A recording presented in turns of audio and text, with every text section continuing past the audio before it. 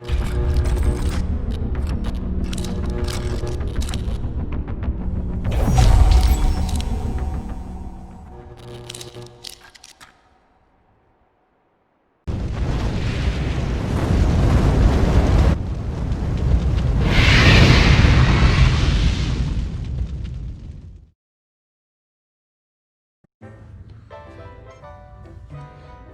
guys, jadi malam hari ini kita akan mereview sebuah produk yang baru aja datang di Indonesia. Lightning Flight One H7. Wah, terbaik ini.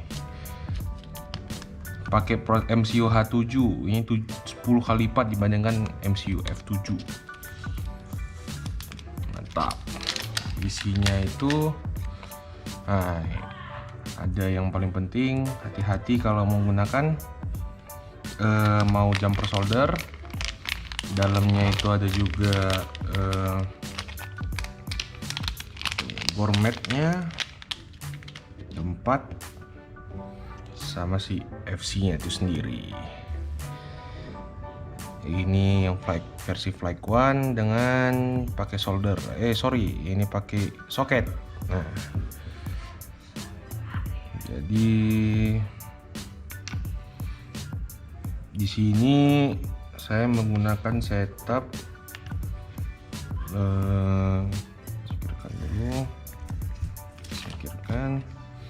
aku menggunakan Hobbywing 60 ampere dengan motor Maverick. Di sini karena FC-nya itu soket semua, jadinya aku pakai soket juga. Di sini pakai kabel harnessnya bawaan ESC 10 pin ke 10 pin. Jadi nanti tinggal di remap si pinnya, ground, feedback, current karena sini cuma pakai current, dan output motor. Setelah itu si ke FC-nya juga sesuaikan. Di sini untuk ke feedback, ground, current, sisanya motor. Oke. Next yang mau dibuat itu kita pasang dulu si gourmetnya. Sesuai petunjuk dari si Flight One, MCU itu harus menghadap ke menjauh dari ESC. Jadi ntar posisi FC-nya itu adalah tegak seperti ini. MC di atas dengan gironya tuh berada di bawah menghadap ESC. Ini gironya. Oke, berarti gourmetnya kita buat agak tinggi posisinya. Sini butuh pinset. Nah, ini pinset.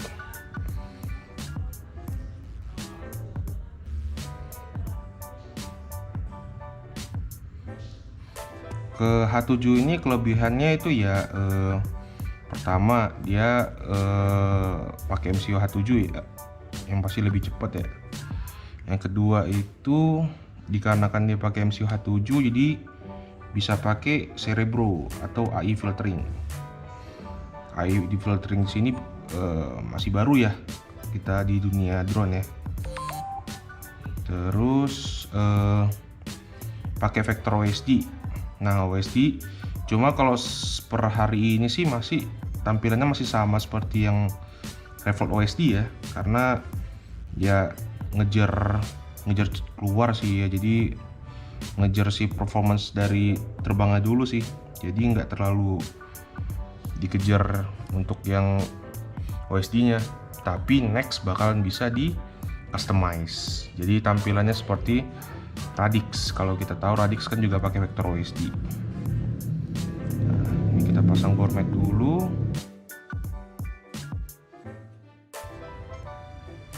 Nah, satu lagi si H7 ini sih katanya punya back yang lebih bagus dibandingkan Revolt untuk di 6S. Jadi sanggup menghadapi spike dari 6S.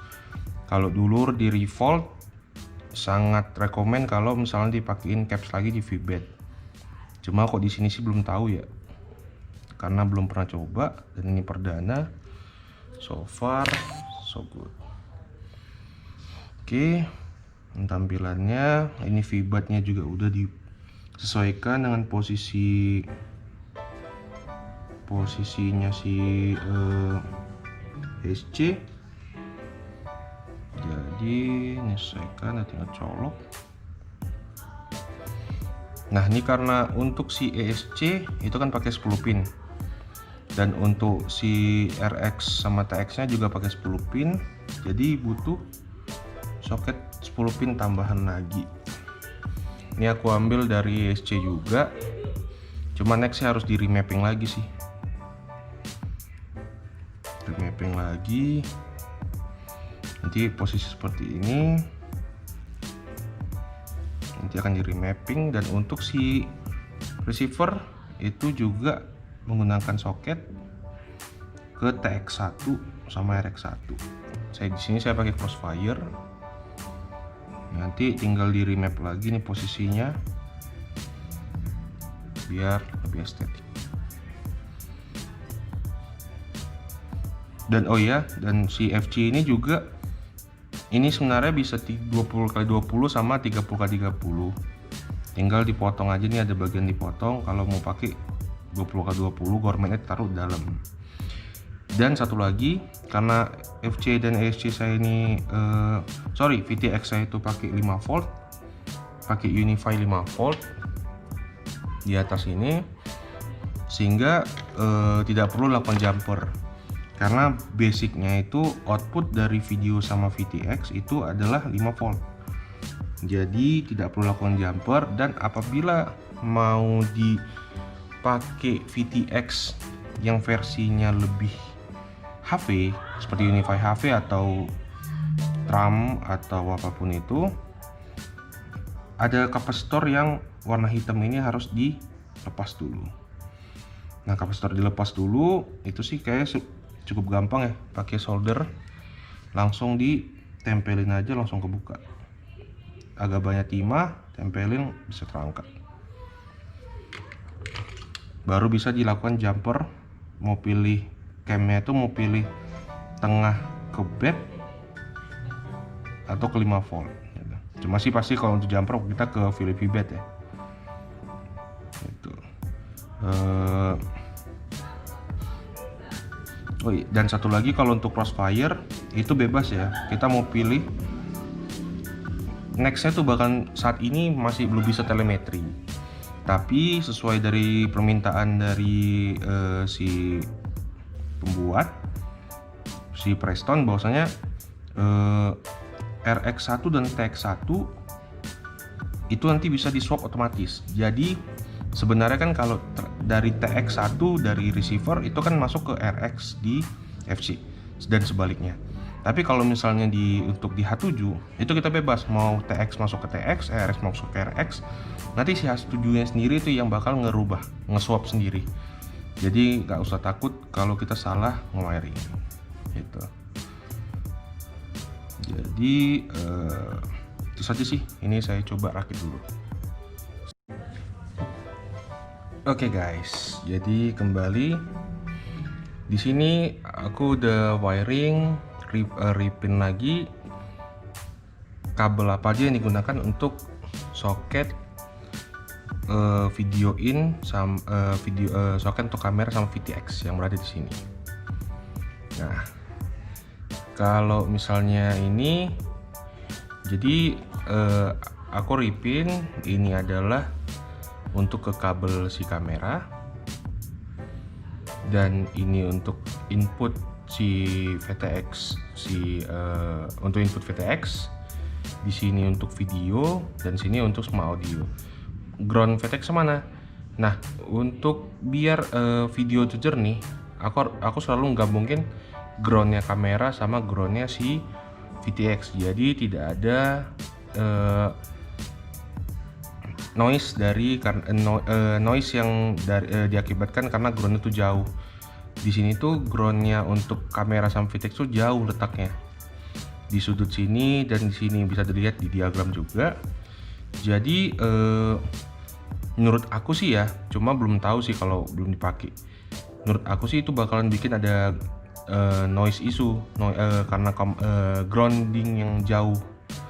Nah jadinya aku langsung gabung aja ground untuk si VTX sama video, nanti jadi dari dua kabel menjadi satu untuk si VTX sama si video menggunakan kabel yang ini. Itu untuk powernya sendiri terpisah, tapi groundnya yang gabung. Nah, untuk RX nya sendiri ini aku sudah coba buat tadi, bisa lihat diagram juga. Kalau untuk yang di H7 ini, karena nanti bakalan ada penambahan telemetri, aku langsung bikin pakai semua kabel RX sama TX nya. Jadi memang di sini langsung akan pakai Crossfire Nano, langsung ngikutin diagram si soketnya si H7 yang dipakai. Untuk receiver, word yang dipakai itu word 1. Jadi word 1 itu berada di sini dengan posisi kabel ground positif, terus ada si RX sama TX, atau kalau nggak kebalik ya. Nah, tapi keunggulan H7 itu kayak tadi awal aku bilang, bahwasanya meskipun RX itu kebalik,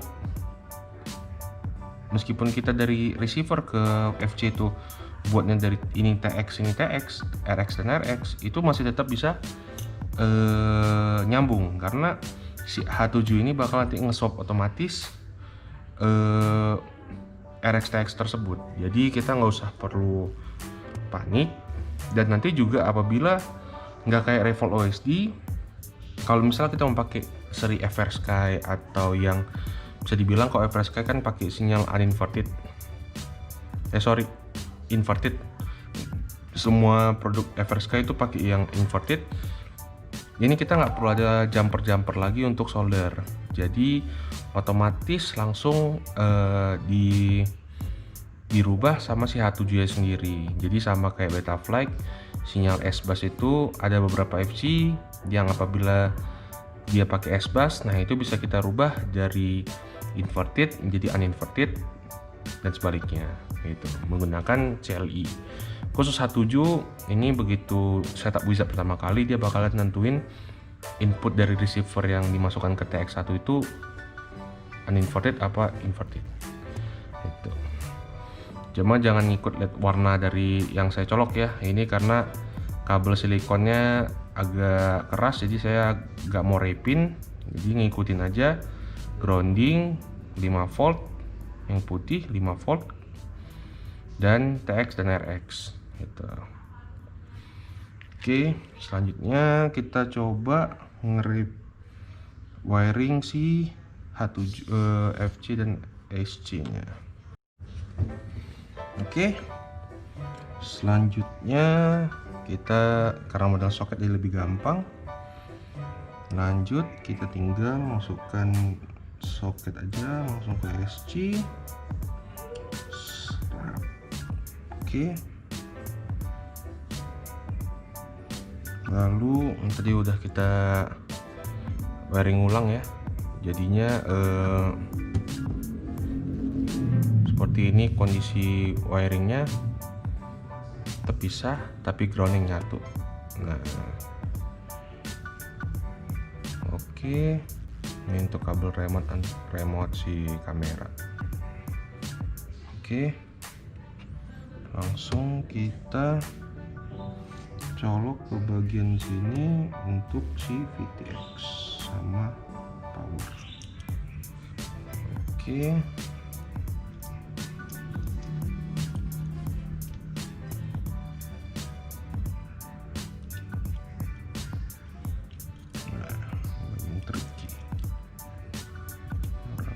kabel.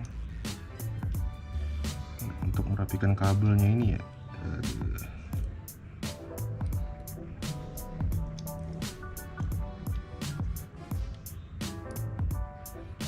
oke, sip. Ini untuk ke si kamera. Kamera kacau apa?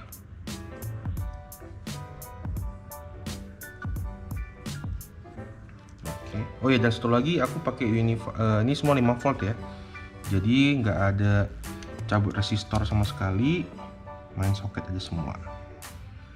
Oke, lanjut ini ke VTX.